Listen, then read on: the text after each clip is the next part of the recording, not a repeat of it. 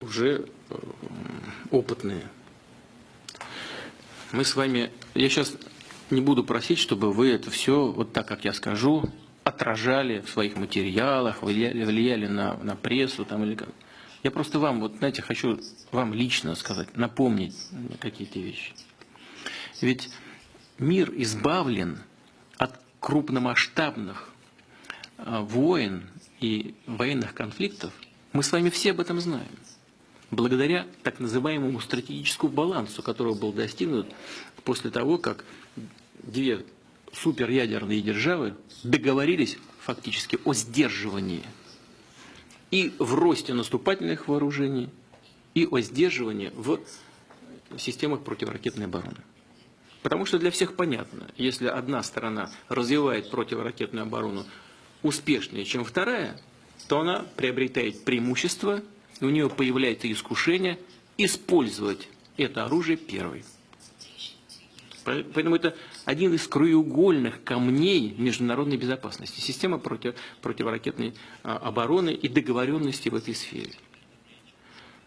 Я далек от того, чтобы кого-то ругать, обвинять в чем-то. Но когда наши партнеры американские вышли в одностороннем порядке, они нанесли колоссальный удар, или вот это был первый удар по международной стабильности с точки зрения возможности нарушения баланса сил стратегического. Тогда я сказал, ну, мы сейчас не можем развивать эти технологии, поскольку, дорого, во-вторых, еще неизвестно, как они будут работать. Мы не будем просто деньги палить. Мы пойдем по другому пути, мы будем совершенствовать ударные системы, чтобы сохранить баланс.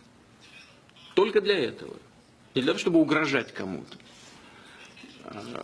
Нам ответили, ну да, это вот наша система ПРО не против вас, а то, что вы делаете, мы исходим из того, что это не против нас. Ну и делайте, что хотите. Я думаю, что вот такой столько вопроса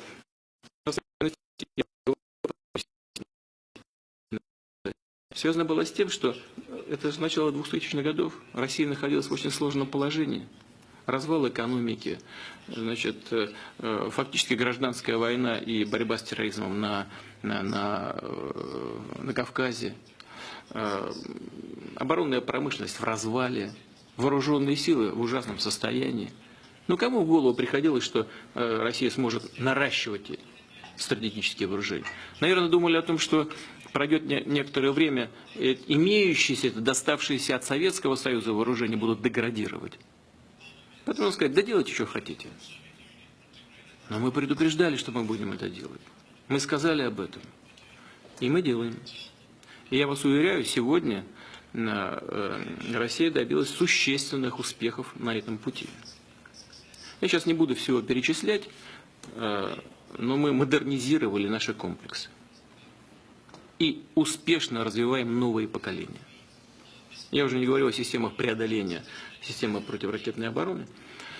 Но наши партнеры, несмотря на все наши возражения, на все наши предложения о реальном сотрудничестве, не хотят с нами сотрудничать, отвергают все наши предложения и действуют по своему плану. Я сейчас не буду, некоторые вещи считаю даже пока некорректным говорить публично. Но вы можете мне верить, можете не верить. Мы предлагали конкретные элементы, конкретный вариант сотрудничества. Они реально все были отклонены. Но вот все-таки пришли к тому, что сейчас построили систему ПРО в Румынии. Говорили это все время о чем? Нам нужно защититься от иранской ядерной угрозы. Где ядерная угроза иранская? Ее нет? Договор подписали уже. И причем Соединенные Штаты были, по сути, инициаторами этого договора с Ираном. Мы помогли, мы поддержали. Но если бы не позиция США, не было бы этого договора. И это, безусловно, заслуга президента Обамы. Потому что я считаю, это договор правильный, он разрядил ситуацию вокруг Ирана. И президент Обама может записать это, безусловно, в свой послужной список как результат своей работы на этом направлении. Но угрозы нет, а система ПРО продолжает строиться. Значит, мы были правы, когда говорили, что нас обманывают. С нами неискренне, ссылаясь на якобы имеющуюся иранскую ядерную угрозу при строительстве системы ПРО. Ну так оно и есть на самом деле. В очередной раз пытались нас надуть. Сейчас построили эту систему, сейчас ставят там ракеты. Так? Но вам должно быть известно, что ракеты эти закладываются в капсулу, которая используется для пусков ракет средней дальности «Томагавк» морского базирования. Значит, туда закладывают сейчас антиракеты, способные поражать цели на расстоянии 500 километров. Но мы знаем, технологии развиваются. Мы примерно знаем, в каком году примерно американцы получат новую ракету, которая будет уже не 500 километров, а 1000, а потом больше. И с этого момента они начнут угрожать нашему ядерному потенциалу. Мы по годам знаем, что будет происходить. И они знают, что мы знаем. Это вам только вешают лапшу на уши, как у нас говорят. А вы, в свою очередь, вешаете своему населению. И люди не чувствуют опасности. Вот меня что беспокоит. Ну как мы не можем понять? Мы тащим мир вообще в совершенно новое измерение. Вот в чем проблема. Делают вид, что как будто ничего не происходит. Но я не знаю даже, как достучаться. И о чем говорят? Это часть оборонного потенциала, не наступательного. Это значит, системы, которые призваны оградить от агрессии. Это неправда, это не так. Стратегическая система противоракетной обороны – это часть наступательного стратегического потенциала. И все это работает в единой связке с наступательными ударными комплексами. Одни прикрывают, одни наносят упреждающий удар высокоточным оружием, другие прикрывают от ядерного ответного удара, третьи, значит, наносят сами ядерный удар. Это все в комплексе решается. В комплексе современном неядерного исполнения высокоточным оружием. Значит, ну ладно, вот эти противоракеты, которые будут развиваться и будут все больше и больше нам угрожать. Но вот в эти чехлы, куда закладываются эти ракеты, я же сказал, что они берутся с кораблей, и там эти шахты, так скажем, используются для томагавков. Ну там можно вообще просто за несколько часов поставить туда томагавки и все. И это уже никакие не противоракеты. Откуда мы знаем, что там в этих шахтах находится? Нужно просто изменить программу. Все. Это работа абсолютно незаметная. До Румынии никто не будет знать, что там происходит. И что, допускают румын туда, что ли? Никто не будет знать. Ни румыны не будут знать, ни поляки не будут знать. Я знаю, как это делается. Это, на мой взгляд, это большая опасность. Вот когда-то мы обсуждали с нашими партнерами американскими, у них была идея создания баллистических ракет в неядерном исполнении. И мы им тогда сказали: слушайте, ну вы понимаете, что это такое или нет? Вот у вас будут стартовать ракеты с подводных лодок, с территории. Стартует баллистическая ракета. Мы же не знаем, есть там ядерная головка или нет. Какую угрозу вы будете создавать? Но, насколько нам известно, сегодня эта программа не осуществляется. Они ее остановили пока. Но это продолжают. К чему это все придет, я не знаю. Но я знаю точно, что мы вынуждены будем отвечать. Только я уже заранее знаю, чтобы нас будут обвинять в агрессивном поведении, хотя это только ответ. Но ясно, что мы должны будем обеспечить безопасность. Не только свою. Нам очень важно обеспечить стратегический баланс в мире. И еще раз вернусь к этому и закончу ответ на этот вопрос с того, с чего начал. Вот именно этот стратегический баланс гарантировал мир на планете, гарантировал нас от крупных вооруженных конфликтов за последние 70 лет. И это благо. Хоть оно такое, знаете, основанное как бы на взаимной угрозе, но тем не менее взаимная угроза, она обеспечила нам глобальный мир на протяжении десятилетий. Как его можно разрушить, так я не знаю. Мне кажется, что это очень опасно. Не только кажется, я в этом уверен. И люди не чувствуют опасности. Вот меня что беспокоит. Ну как мы не можем понять? Мы тащим мир вообще в совершенно новое измерение. Вот в чем проблема. Делают вид, что как будто ничего не происходит. Но я не знаю даже, как достучаться. We're flying over Estonia now, and just over to the east, to the right, is Russia.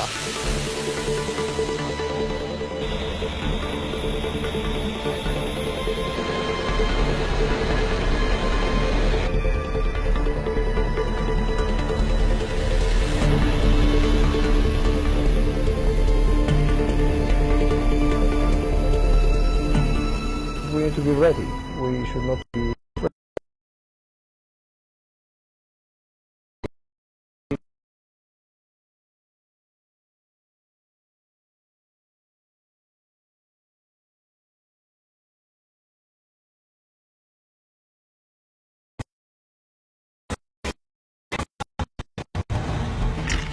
15 amphibious assault vehicles packed with both US and Ukrainian Marines secured a beach south of the port city of Odessa before heading inland as part of the annual multinational naval exercise Sea Breeze. This year the US Navy deployed 2 ships, the USS Ross, a guided missile destroyer, and this ship, the USS Whidbey Island, which acted as a launching pad for the amphibious operation. The Black Sea is bounded by 6 countries linking southeastern Europe and western Asia. Since the Russian annexation of Crimea in 2014, the security situation here has been very tense at times.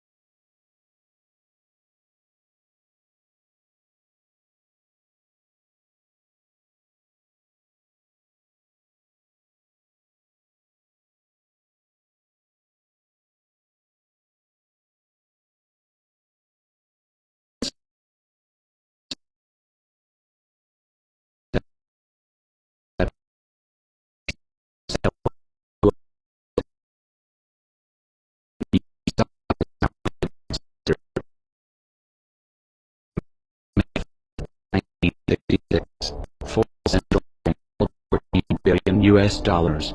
However, the United States had only $1 billion in gold allocated to cover foreign holdings. Translation: the Federal Reserve was printing more money than it could actually back. The result was rampant inflation and a general flight from the dollar. In 1971, in what later came to be called the Nixon shock, President Nixon removed the dollar from the gold standard completely. At this point, the dollar became a pure debt-based currency. With debt-based currencies, money is literally loaned into existence. Approximately 70% of the money in circulation is created by ordinary banks, which are allowed to loan out more than they actually have in their accounts. The rest is created by the Federal Reserve, which loans money that they don't have, mostly to the government. It's kind of like writing hot checks, except it's legal for banks. This practice, which is referred to as fractional reserve banking, is supposedly regulated by the Federal Reserve, an institution which just happens to be owned and controlled by a conglomerate of banks, and no agency or branch of government regulates the Federal Reserve. Now, to make things even more interesting, these fractional reserve loans have interest attached. But the money to pay that interest doesn't exist in the system. As a result, there is always more total debt than there is money in circulation, and in order to stay afloat the economy must grow perpetually. This is obviously not sustainable. Now you might be wondering how the dollar has maintained such a dominant position on the world stage for over 40 years if it's really little more than an elaborate Ponzi scheme. Well, this is where the dollar meets geopolitics. In 1973, under the shadow of the artificial OPEC oil crisis, the Nixon administration began secret negotiations with the government of Saudi Arabia to establish what came to be referred to as the petrodollar recycling system. Under the arrangement, the Saudis would only sell their oil in US dollars, and would invest a majority of their excess oil profits into US banks and capital markets. The IMF would then use this money to facilitate loans to oil importers who were having difficulties covering the increase in oil prices. The payments and interest on these loans would of course be denominated in US dollars. This agreement was formalized in the US-Saudi Arabian Joint Commission on Economic Cooperation, put together by Nixon's Secretary of State Henry Kissinger in 1974. Another document released by the Congressional Research Service reveals that these negotiations had a net to them, as U.S. officials were openly discussing the feasibility of seizing oil fields in Saudi Arabia militarily. The system was expanded to include the rest of OPEC by 1975. Though presented as a buffer to the recessionary effects of rising oil prices, this arrangement had a hidden side effect. It removed the traditional restraints on U.S. monetary policy. The Federal Reserve was now free to increase the money supply at will. The ever-increasing demand for oil would prevent a flight from the dollar, while distributing the inflationary consequences across the entire planet. The dollar went from being a gold-backed currency to an oil-backed currency. It also became America's primary export. Did you ever wonder how the U.S. economy has been able to stay afloat while running multi-billion-dollar trade deficits for decades? Did you ever wonder how it is that the U.S. holds such a disproportionate amount of the world's wealth when 70% of the U.S. economy is consumer-based? In the modern era, fossil fuels make the world go round. They have become integrated into every aspect of civilization: agriculture, transportation, plastics, heating, defense and medicine, and demand just keeps growing and growing. As long as the world needs oil, and as long as oil is only sold in US dollars, there will be a demand for dollars, and that demand is what gives the dollar its value. For the United States, this is a great deal. Dollars go out, either as paper or digits in a computer system, and real tangible products and services come in. However, for the rest of the world, it's a very sneaky form of exploitation. Having global trade predominantly in dollars also provides Washington with a powerful financial weapon through sanctions. This is due to the fact that most large-scale dollar transactions are forced to pass through the U.S. This petrodollar system stood unchallenged until September of 2000, when Saddam Hussein announced his decision to switch Iraq's oil sales off of the dollar to euros. This was a direct attack on the dollar, and easily the most important geopolitical event of the year. But only one article in the Western media even mentioned it. In the same month that Saddam announced he was moving away from the dollar, an organization called the Project for a New American Century, of which Dick Cheney just happened to be a member, released a document entitled Rebuilding America's Defenses Strategy, Forces and Resources for a New Century. This document called for massive increases in U.S. military spending and a much more aggressive foreign policy in order to expand U.S. dominance worldwide. However, the document lamented that achieving these goals would take many years, absent some catastrophic and catalyzing event like a new Pearl Harbor. 1 year later they got it. Writing the emotional reaction to 9/11, the Bush administration was able to invade Afghanistan and Iraq and pass the Patriot Act, all without any significant resistance. There were no weapons of mass destruction in Iraq, and this wasn't a question of bad intelligence. This was a cold, calculated lie, and the decision to invade was made in full knowledge of the disaster which would follow. They knew exactly what was going to happen, but in 2003, they did it anyway. Once Iraqi oil fields were under U.S. control, oil sales were immediately switched back to the dollar. Mission accomplished. Soon after the invasion of Iraq, the Bush administration attempted to extend these wars to Iran. Supposedly the Iranian government was working to build a nuclear weapon. After the Iraq fiasco, Washington's credibility was severely damaged. As a result, they were unable to muster international or domestic support for an intervention. Their efforts were further sabotaged by elements within the CIA and Mossad who came forward to state that Iran had not even made the decision to develop nuclear weapons, much less begin an attempt. However, the demonization campaign against Iran continued even into the Obama administration. Why? Well, might it have something to do with the fact that since 2004 Iran has been in the process of organizing an independent oil bourse? They were building their own oil market, and it wasn't going to be tied to the dollar. The first shipments of oil were sold through this market in July of 2011. Unable to get the war that they wanted, the US used the UN to impose sanctions against Iran. The goal of the sanctions was to topple the Iranian regime. While this did inflict damage on the Iranian economy, the measures failed to destabilize the country. This was due in large part to Russia's assistance in bypassing US banking restrictions. In February of 2009, Muammar Gaddafi was named chairman of the African Union. He immediately proposed the formation of a unified state with a single currency. It was the nature of that proposed currency that got him killed. In March of 2009, the African Union released a document entitled Towards a Single African Currency. Pages 106 and 107 of that document specifically discuss the benefits and technicalities of running the African Central Bank under a gold standard. On page 94 it explicitly states that the key to the success of the African Monetary Union would be the eventual linking of a single African currency to the most monetary of all commodities, gold. Note that the page number is different on other versions of the document that they released. In 2011 the CIA moved into Libya and began backing militant groups in their campaign to topple Gaddafi, and the US and NATO pushed through and strengthened a UN no-fly zone resolution to tip the balance with airstrikes. The presence of al-Qaeda extremists among these rebel fighters was swept under the rug. Libya, like Iran and Iraq, had committed the unforgivable crime of challenging the US dollar. The NATO intervention in Libya segued into a covert war on Syria. The armories of the Libyan government were looted and the weapons were shipped via Turkey to Syrian rebels groups working to topple Assad. It was already clear at this point that many of these fighters had ties to terrorist organizations. However, the U.S. national security apparatus viewed this as a necessary evil. In fact, the Council on Foreign Relations published an article in 2012 stating that the influx of jihadis brings discipline, religious fervor, battle experience from Iraq, funding from Sunni sympathizers in the Gulf, and most importantly, deadly results. In short, the FSA needs al-Qaeda now. Let's be clear here, the US put ISIS in power. In 2013 these same al-Qaeda-linked Syrian rebels launched 2 sarin gas attacks. This was an attempt to frame Assad and muster international support for military intervention. Fortunately they were exposed by UN and Russian investigators, and the push for airstrikes completely fell apart when Russia stepped in to broker a diplomatic solution. The campaign for regime change in Syria, as in Libya, has been presented in terms of human rights. Obviously this isn't the real motive. In 2009, Qatar put forth a proposal to run a natural gas pipeline through Syria and Turkey to Europe. Assad, however, rejected this, and in 2011 he forged a pact with Iraq and Iran to run a pipeline eastward, cutting Qatar and Saudi Arabia out of the loop completely.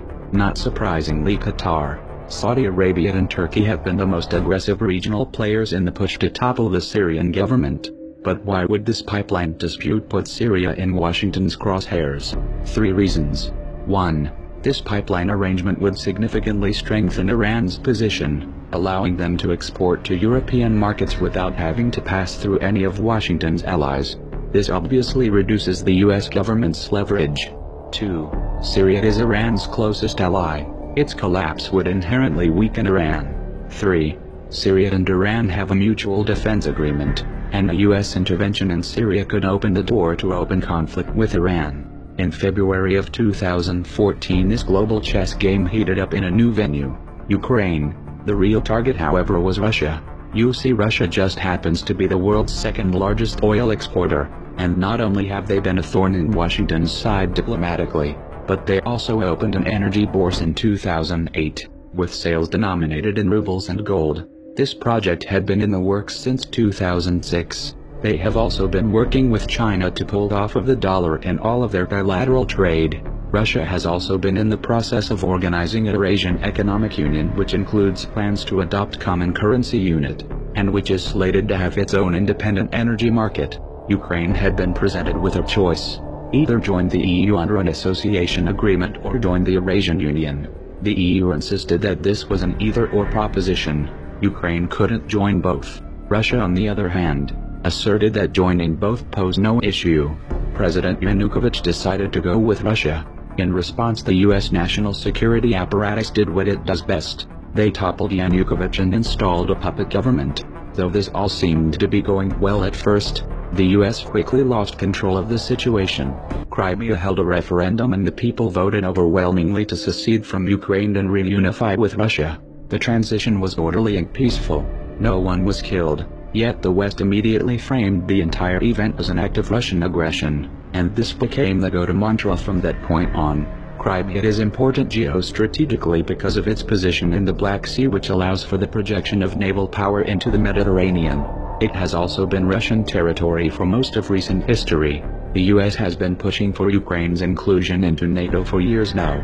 Such a move would place US forces right on Russia's border and could have potentially resulted in Russia losing their naval base in Crimea. This is why Russia immediately accepted the results of the Crimean referendum and quickly consolidated the territory. Meanwhile, in eastern Ukraine, two regions declared independence from Kiev and held referendums of their own, the results of which overwhelmingly favored self-rule. Kiev responded to this with what they referred to as anti-terrorist operations.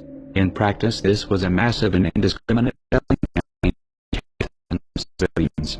Apparently, killing civilians didn't qualify as aggression to the West. In fact, the IMF explicitly warned the provisional government that their $17 billion loan package could be in danger if they were not able to put down the uprising in eastern Ukraine.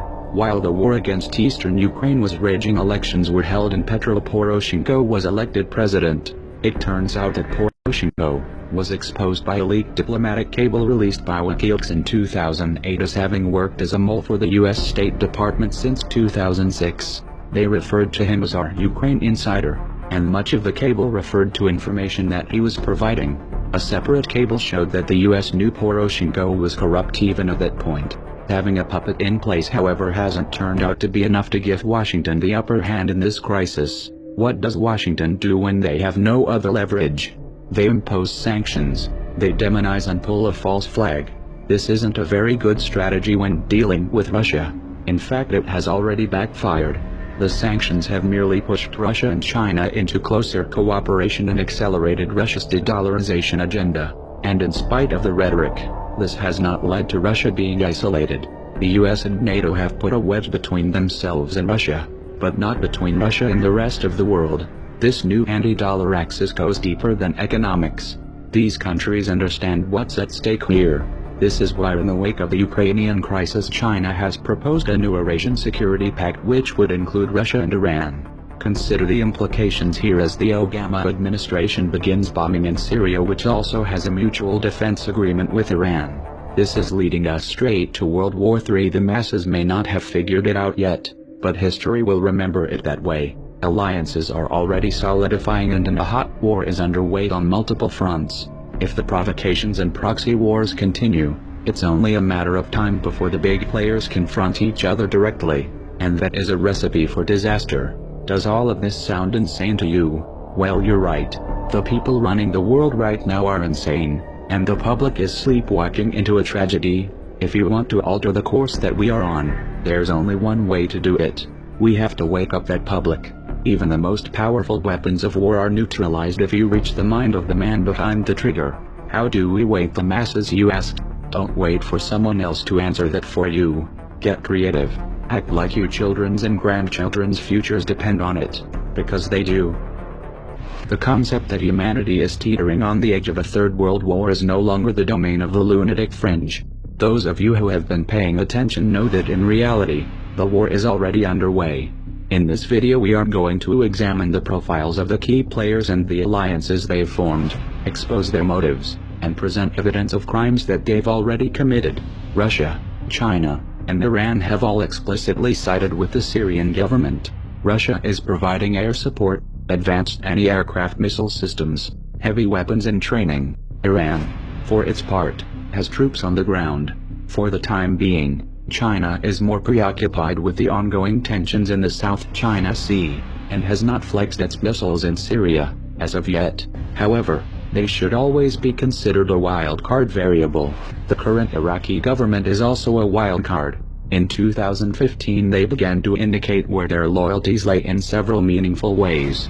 For example, they told the US government that new ground operations were not welcome, while at the same time announcing that they intend to look to Russia for military assistance. The list of countries pushing for regime change in Syria is a bit longer. The United States, France, England, Germany, Saudi Arabia, Jordan, Qatar, Turkey and Israel. If seeing these characters in bed together strikes you as strange, looking at their motives will clarify things considerably. There isn't just one motive for this bloodbath. Rather, there is a matrix of motives which intersect in some rather odd places. Of course, money had to play a role.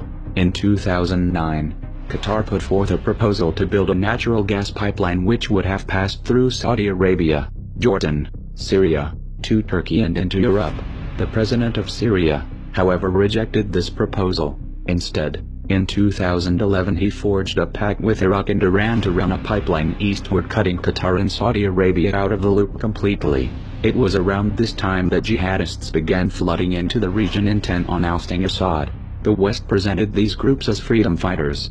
The vast majority of these militants, ISIS included, are Sunni jihadists, which is significant, because Saudi Arabia, Qatar, Turkey and Jordan are all Sunni as well, and Saudi Arabia in particular has a long history of spreading their preferred strain of Sunni extremism, Wahhabism, by investing heavily in building mosques, madrasas, schools, and Sunni cultural centers across the Muslim world. Now they have ISIS pushing it by the barrel of a gun. ISIS adheres to the Wahhabi form of Sunni Islam. ISIS is not merely some dark aberration. Wahhabism as a philosophy calls for its adherents to take the reins of power by force, and to impose Sharia law. Wahhabism also encourages its followers to persecute Shia Muslims, which they consider apostates. And of course apostasy is punishable by death. Iran is Shia. The current government in Iraq is Shia, and has strong ties with Iran. The pipeline deal which Assad accepted would strengthen this Shia bloc, and its regional influence. The Sunnis don't like this. In fact, they've even coined a term to describe it, the Shia crescent. Israel also doesn't like this Shia crescent at all, and they have decided to work with the Sunnis to form a parallel bloc to counterbalance Iran's influence. That's why Israel has launched numerous airstrikes against the Syrian government over the years, and has provided medical care, logistical support. In 2013, Israel's ambassador to the U.S., Michael Oren, told the Jerusalem Post that the initial message about the Syrian issue was that we always wanted Bashar Assad to go. We always preferred the bad guys who were not backed by Iran, compared to the bad guys who were backed by Iran. He said, this was the case. He said, even if the other bad guys were affiliated to Al-Qaeda. Let that sink in for a moment. Now at this point, if you were to ask any of these governments directly why they are arming and funding jihadists in Syria, they would claim that they are only supporting the moderate rebels, specifically the FSA. However, FSA commanders have gone on record to say that they cooperate with, and conduct joint operations with al-Nusra, Al-Qaeda's official branch in Syria, and ISIS and al-Nusra have officially formed alliances, and it is well established that the FSA command has been dominated by Islamic extremists for years. Furthermore, a think tank that was founded by Tony Blair, released a report in 2015 which concluded that it was pointless to attempt to make a distinction between moderate rebels and jihadists, since the majority of these groups share ISIS's core belief system, and would impose Sharia law if they came into power. In this context, the support being given to these groups can only be interpreted as material support for terrorism, which is a crime. Now the US government has been arming, funding and training these extremists both covertly and overtly since 2011. However, this support would have been impossible without the assistance of the regional members of the anti-Assad axis. For years Jordan has allowed the CIA to run training camps for militant groups and has granted those militants safe passage into Syria. Qatar has also provided training grounds. In 2014, PBS visited one of these training camps and interviewed some of the trainees. One of the fighters told the reporters that they were being trained how to finish off soldiers still alive after an ambush. Finishing off wounded soldiers is a clear violation of the Geneva Conventions. It's a war crime. This is a hallmark of a terrorist organization, not moderate freedom fighters. Turkey has been the primary route for material and personnel headed in and out of jihadist territories. Counterterrorism officials made a show of investigating where they were getting these trucks, but it would have been much simpler if they had just called up the U.S. State Department. According to the Prive, the U.S. State Department has been supplying Toyota Hiluxes, the exact model being used by ISIS, to the FSA for years. Specific equipment like the Toyota Hiluxes are what we refer to as force enablers for the moderate opposition forces on the ground. He adds, Shahbandar says the U.S. supplied pickups will be delivering troops and supplies into battle. Some of the fleet will even become battlefield weapons. You can absolutely expect for many of those trucks to be mounted with crew-served machine guns or other type of equipment, military equipment, that the opposition forces have access to. I mean, that's one of the reasons why the Toyota Hilux is such an important force multiplier, because it could be used both for humanitarian purposes and for operational purposes as well. Knowing the real chain of alliances between these groups, it makes perfect sense that ISIS would end up behind the wheel. And let's not forget about the oil. At this stage ISIS has reached a point where it no longer needs direct sponsorship. The organization earns an estimated $1 million to $2 million a day through oil sales. The US was aware of this but did nothing to stop it. They didn't even condemn the country which was facilitating the sale of this oil. Russia, on the other hand, began targeting oil convoys headed into Turkey in November of 2015. Shortly thereafter, Turkey shot down a Russian Su-24 that supposedly violated Turkish airspace for 17 seconds. In response, Russia released satellite evidence that they claim shows how Turkey is smuggling oil from ISIS. The US government dismissed this evidence, but didn't counter it with any evidence of their own. So where is the oil going? We're supposed to just put that little detail out of our minds. They knew, but they did nothing. Why? Right. And I suppose we didn't call out Turkey for buying the oil because we didn't want to hurt Erdogan's feelings. Clearly it is not in the interest of the anti-Assad axis to eliminate ISIS. The United States and France are keen to make a show of airstrikes and special forces. But what they really want is the ability to operate in Syria militarily. This is the only way they'll have any chance of influencing the outcome. Trouble is, Russia is dug in. Unlike the United States and France, they have permission to operate in the country, and this has allowed them to set up bases and a strong anti-aircraft defense grid which at any point could be used to enforce a no-fly zone. Washington is in a weak position. It can't really win from this angle, so they'll have to find a way to put Russia off balance and retake the momentum. It's important to remember the real stakes in this conflict. The West is in a state of decline. Their influence is waning. If the US and their allies fail to remove Assad from power, what they will be faced with is more than just a strong Shia crescent. If they fail, they risk being edged out of the entire region and replaced by Russia. This would give Russia an enormous amount of leverage in global energy markets, and this of course has serious implications for the petrodollar. For Washington, this is an unacceptable outcome, so expect the unexpected. Russia's hacked into a lot of things. China's hacked into a lot of things.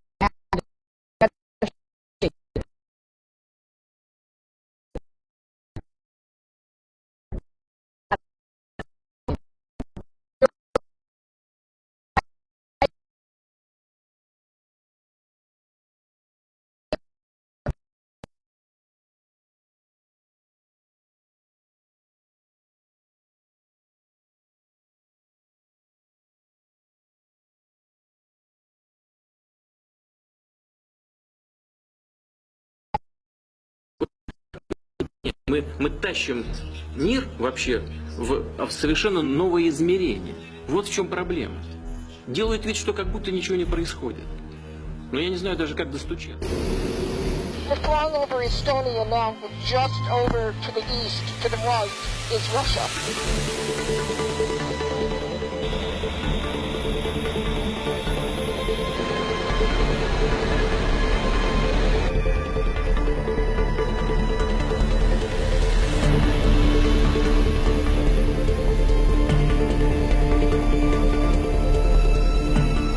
We need to be ready. We should not be afraid.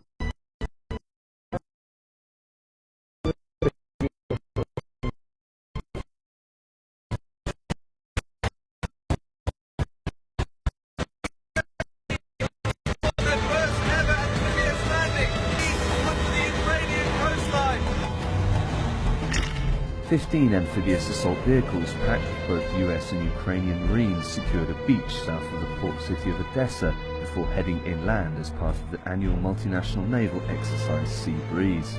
This year, the US Navy deployed 2 ships, the USS Ross, a guided missile destroyer, and this ship, the USS Whitby Island, which acted as a launching pad for the amphibious operation. The Black Sea is bounded by 6 countries linking southeastern Europe and western Asia. Since the Russian annexation of Crimea in 2014, the security situation here has been very tense at times.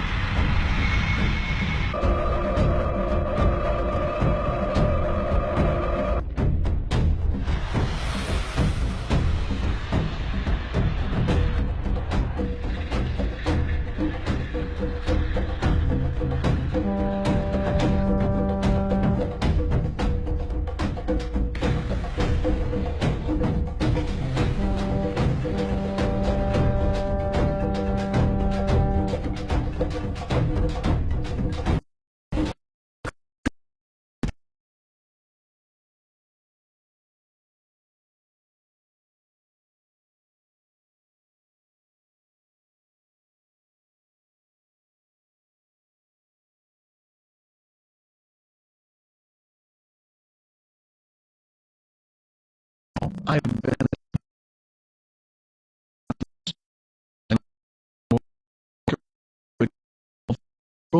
idea of freedom and global equality. With the help of social media, Anonymous gained volume and pace and exposed the flaws within our political and financial system to more and more people. They are waking up. They now see how corrupt our political system really is, and they can see the imbalance of our financial system. What we have in this country is a corporately owned government. Our environment and water supply is being raped in the name of share prices. Anonymous exists without borders, nationality, race, religion or gender. It is the living, breathing consciousness of the free world.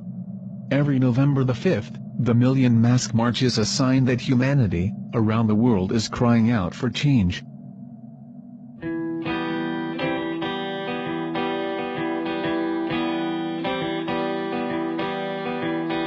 It's not even worth talking to him. It's honestly what they're gonna.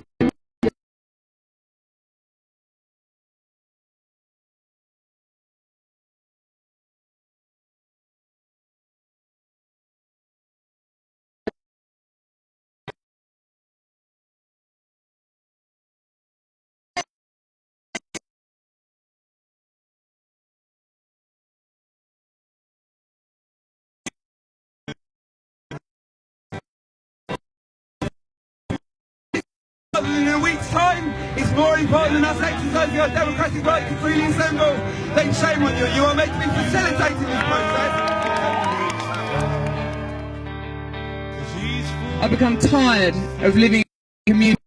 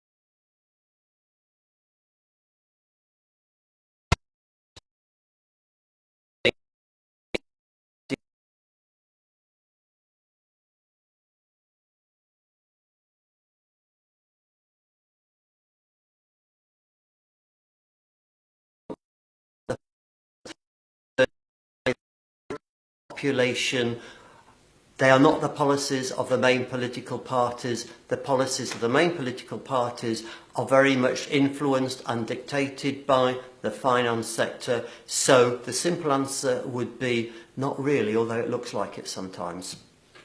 Would it be fair to say that we're living in an economic dictatorship? Well, the ideal model of free market economics depends on the assumption that every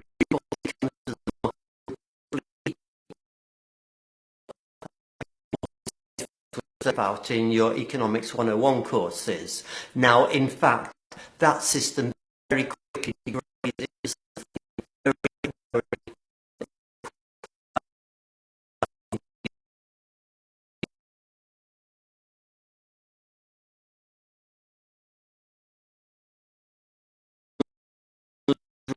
benefit of the 1% more than the benefit of the 99%.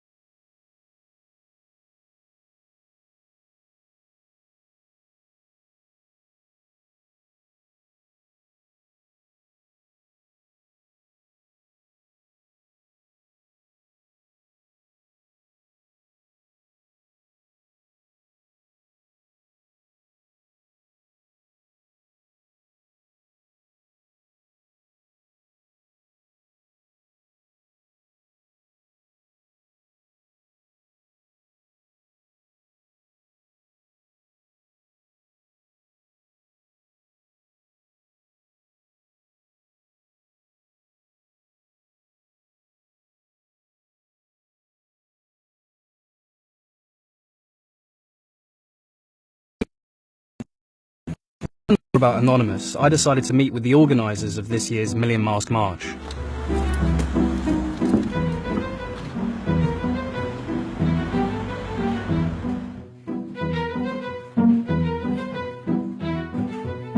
The good ideas, even if someone tries to censor them, they will never be forgotten. So today, we need to assure not only that we'll be entitled to a tomorrow, but we need to ensure that that tomorrow will be better than today. Regardless which country of the world, regardless what's your background, because you stand for the same justice, equality, and freedom as any of your fellow protesters. And you go to a march and you will see war refugees, you see poor people, you see the disabled, but you see rich people as well. You see leftists, you see people from the right, you see religious people, you see ethnic people, you see people and people that sincerely don't care for nothing, but all have one thing in common. They hope better for humanity. Yeah, I would hope for around 10,000 people. 10,000? I would hope about that. Every year when we see the progress,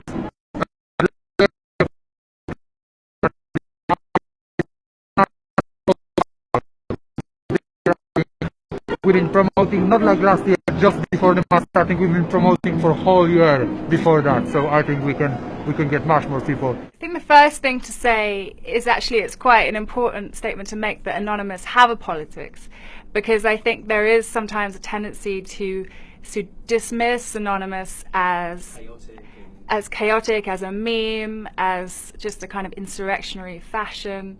And I think actually that's quite dangerous, and we saw that, you know, after the riots in 2011 when people decided that they weren't political. I think that maybe just because you don't understand the politics doesn't mean it's not political. So people don't go out and buy a mask for no reason. Anons always want to focus on the here and now. You know, what are the problems around us that we can see? You know, homelessness, inequality, poverty. You know, all these problems are visible to us. We don't need the abstraction of politics or of capitalism to understand them. We can see them, and therefore we should address them as human beings. Although insightful, meeting the organisers of the Million Mask March wasn't enough. I wanted to meet a face behind the mask and experience on a personal level what it means to be in Anonymous.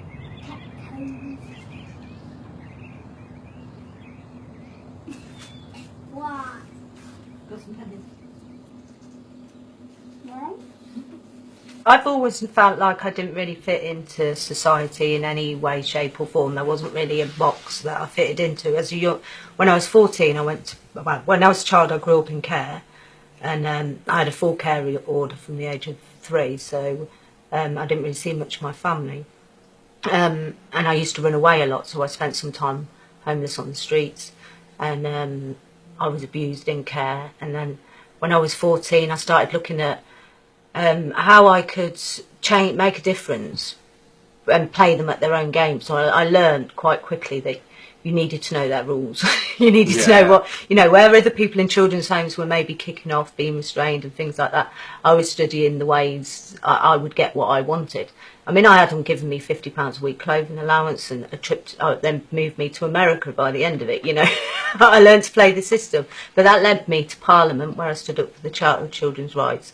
And I also helped work with the Mayor of Coventry to do one for children in care. So that got me first interested in politics. And then I stood for the Lib Dems and I've stood for the Greens. And I've tried the political road, but it's bullshit. Tell us a little bit more about your experiences on November the 5th. Oh, it's like Christmas. It's like every anonymous activist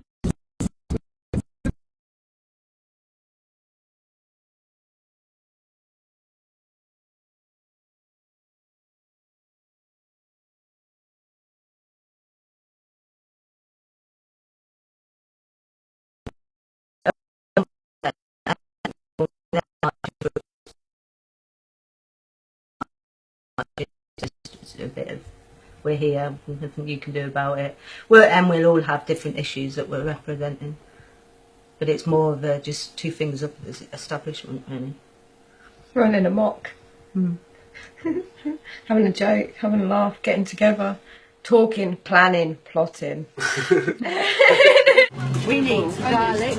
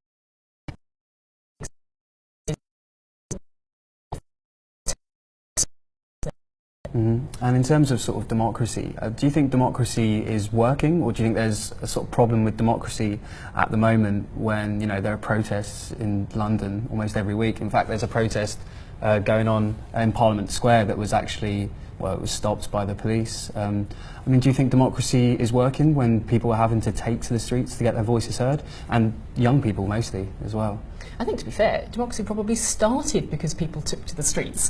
The history of democracy has protest running through it, and that has to be a very healthy thing. Now, as we say, we can talk about the particular policies or the particular things that get people going. But actually, I think today's young people are using a whole range of things to make their voices heard. Some of those are informal politics, and some of those are not. Are they forced to do that, though? I think that's the question. Are people forced to engage in politics through alternative means because they feel like voting and they feel like the system itself isn't geared up to help them, so they're having to go to different channels in order to be political? It's not the fact that they're sort of politically apathetic. They want to come involved in politics, but they're having to go through different channels in order to be political. Well, I think actually the great thing about the modern world is there's a ton of channels available. So there are new technical ways of making your voice heard that simply didn't exist 30 years ago. That's actually a really exciting thing. Politics, if you like, in the street is an option today alongside politics on the web, alongside politics inside Parliament, alongside politics everywhere you'd care to look. There's a really exciting range of ways for young people to be involved in their community. Now, you define your community how you like, if it's your community online or if it's your community in a village or in a town or in a city or in a country. All of that, to me, is a very exciting evolution of politics, and I think that young people have every place at the heart of that. I would particularly encourage anyone watching this film, in the group that we're talking about, to get into formal politics. It won't change without you in it. But what if the formal politics doesn't represent, you know, their interests or, you know, their ideas? You know, I suppose it does go back to that idea of all the parties being the same. And it sort of leads on to the next question as well, which is, do you think there's like a problem with the system at the moment? Like, what kind of reforms are needed?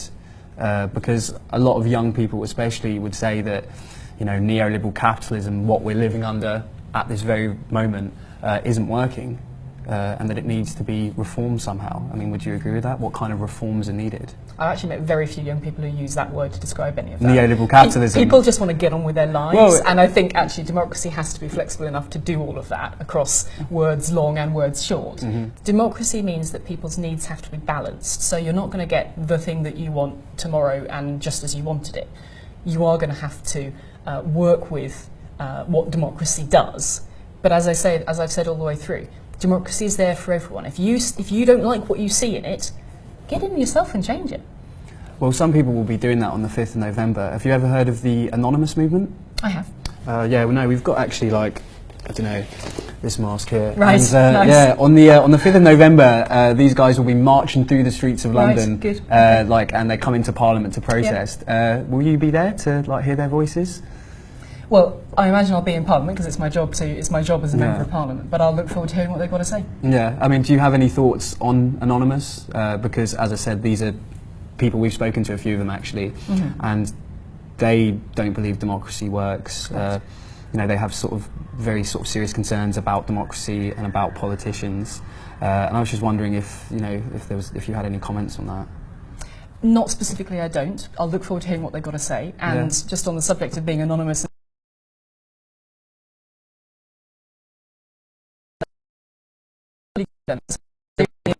police came in and like warded it off and stuff. Well, as we said earlier in the interview, there are a ton of good ways in the modern world to make your views known. I don't get the luxury of being anonymous. I'm an MP. I'm available to my constituents in Norwich. If any of my constituents are amongst that, I'd be looking forward to hearing from them. Okay. So it's the night before the Million Mask March, and I'm both excited and apprehensive about it. This is the closest I'll get to experiencing what it's like to be an Anonymous. From what I've learned speaking to people within Anonymous, the Million Mask March isn't about one single issue. People were there for all kinds of reasons, protesting against what they perceive to be unfairness, inequality and corruption within our society. The march seems to be a more personal experience. You, as an individual, decide what you're protesting against, whether the person marching next to you believes it or not. The point is, though, that things do need to change, that we can't go on living like this. And the march is that statement. It's a statement of solidarity, it's a statement of unity, it's a statement that we're all in this together despite our differences. And I suppose that in itself is the essence of revolution.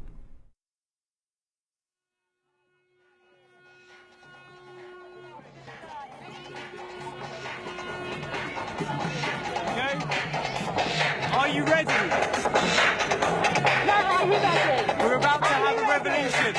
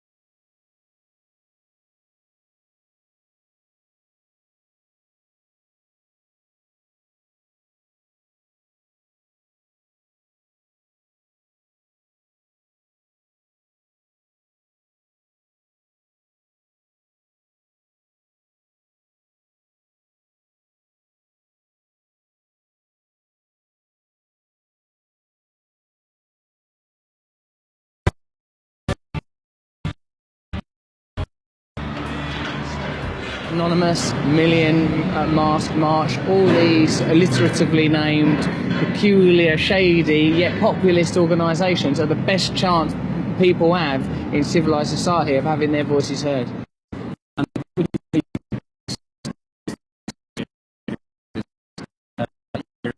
Oh well, the system works, you know. Well, I think that people say the system works because people,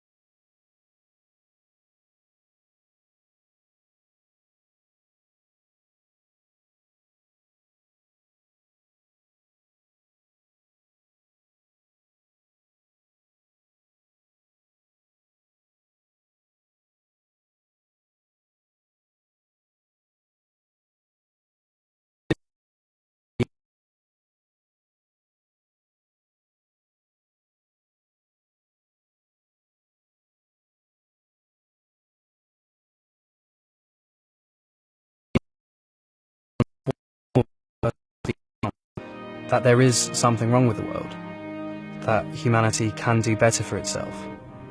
And perhaps most importantly, they remind us that a better world is possible, a fairer world. And that, comrades, is a world worth fighting for. We have nothing to lose but our chains.